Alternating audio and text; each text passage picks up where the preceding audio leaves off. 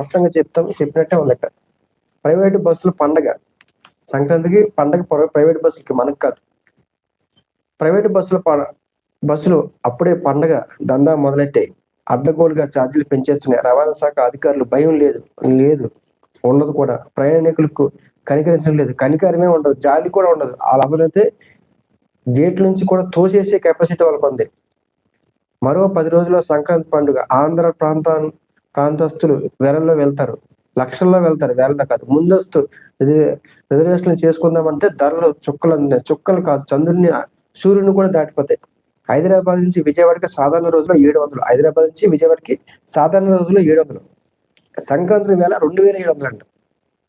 చూడు, సంక్రాంతి వేళ 2700, 2700 నుంచి ఇంకా సంక్రాంతి దగ్గర పడితే 4000.